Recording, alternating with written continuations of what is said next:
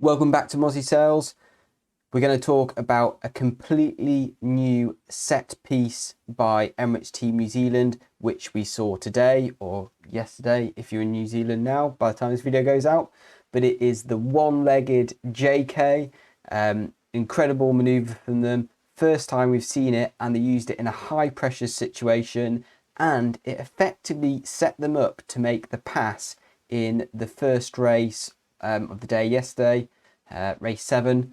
So really interesting manoeuvre. Incredible how they're able to achieve this with just one board. We're going to dive into it and I'll show you exactly what I mean and why it's so significant and how Emirate Team New Zealand are going about this.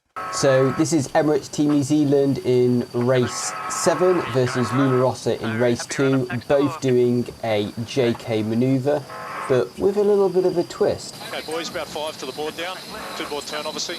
Jimmy says 2 board obviously. Well, not that obvious for all teams as it turns out, as Emirates have a little trick up their sleeve. 3, 2, 1, board down.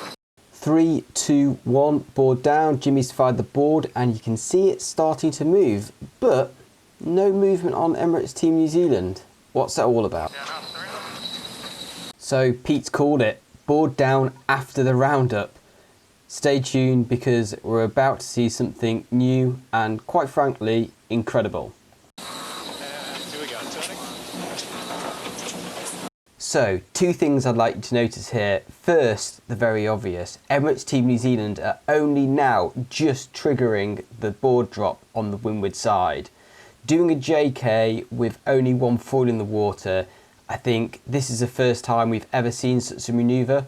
All the boats beforehand always drop both foils for the roundup and then raise them afterwards. And the second thing I think you should notice is just how much heel Emirates Team New Zealand have on compared to Luna Rossa.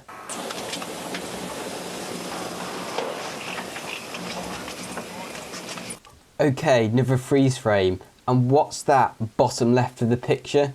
Yes, it's Emirates Team New Zealand's old board coming out the water before Luna Rossa's. Despite them doing the whole turn on just one board, they're still able to raise the old one quicker than Luna Rossa. Incredible. And then Luna Rossa's board comes out the water just a fraction later. But what does all that mean? Well, Luna Rossa spent 12 seconds with both boards in the water. Emirates Team New Zealand, 5 seconds. So how are they able to make such a tight turn with only one board in the water and not slipping sideways? And what's the effect on their speed? Well, the answer is in the virtual eye data. Let's jump in and have a look. Right, let's jump into the virtual eye data and get our geek on. If you want to know where this is, I show it in my videos quite a lot. It's on the America's Cup website and americascup.com. And racing, virtual eye, takes a little while to load up. Watch previous, you can select whatever race. So anyway, this was race 2 of the America's Cup final, and it's a JK from Luna Rossa Prada Pirelli. If you don't know, JK is John Kostecki, Oracle sailor, who kind of championed this move, and it's named after him. So this isn't a bad JK from Luna Rossa. Coming into the leeward mark, this is speed I've got up now, 41 knots, 41 knots.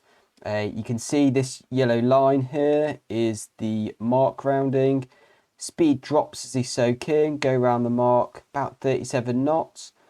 And their speed drops off after the mark, down to just under 30 knots. Now, one thing about this turn from Luna Rossa that is very apparent is they just kind of line up the mark a bit tight, and they do quite a tight turn, but don't slip sideways. Got the 2 foils in the water, and slight raise up to 63, and then the foil comes out the water about here. So pretty standard stuff for them. Nothing fancy really going on with the use of this foil that's in the water. And Luna Rossa are spending a significant amount of time from about here to here. I think I said it was 12 seconds, more or less, with both boards in the water during this roundup. The result, a speed that dips down to 22 knots. So jump over. This is Emirate Team New Zealand making the same manoeuvre. Now, I'll just jump to speed. So entry speed to this, 42 knots, kind of dropping down to 40. So, however, the speed they carry through this manoeuvre is really impressive. And they only really have this segment here where they're really deaccelerating significantly. And if you look at the bottom speed for the whole manoeuvre is 24.5 knots. So that is 1.5 knots faster than Luna Rossa. Despite having one board down, you'd think they'd skid sideways and lose grip. But obviously one board down, less resistance, less drag. But how are they still able to make that turn? I mean, the radius of the turn is wider, but the actual rate of turn is very similar. We saw in the footage we just looked at, Emirates Team New Zealand came out onto their new course and were holding a steady course just as quick as Luna Rossa. So the actual rate of turn was still the same, and yet they've managed to carry more speed through it and exit with higher speed too, over 30 knots, pretty quick after the manoeuvre. And the answer to how they're able to achieve this is in what they do with the foils. So right hand foil, this is the one they've got out the water. You can see it's up nice and high here. They drop it in fairly canted out, 67 degrees. That's pretty canted out. So they're fully on the gas to catch themselves and accelerate as they come out this maneuver.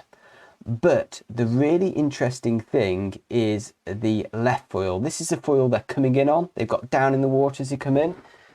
And if you've not watched my previous video, I did one on the Emirates Team New Zealand roll tacking, how they're using foil cant and heel to roll through manoeuvres. And that is exactly what we see for this leeward mark rounding. So I mentioned it in my main video, the recap of the day, but I just thought this needs a little bit more of a shout out because A, it's a new manoeuvre that we've not seen before, and B, it was this JK which effectively got them onto the lifted tack, then they got the knock, then they passed Luna Rossa and broke the deadlock in terms of not passing a leading boat at the start. This is potentially an America's Cup winning move with a set play we have never seen before. How are they able to achieve it? Well, it's all about this foil cant on the way in. So they're coming downwind and pretty similar cant downwind to Luna Rossa, 61 degrees.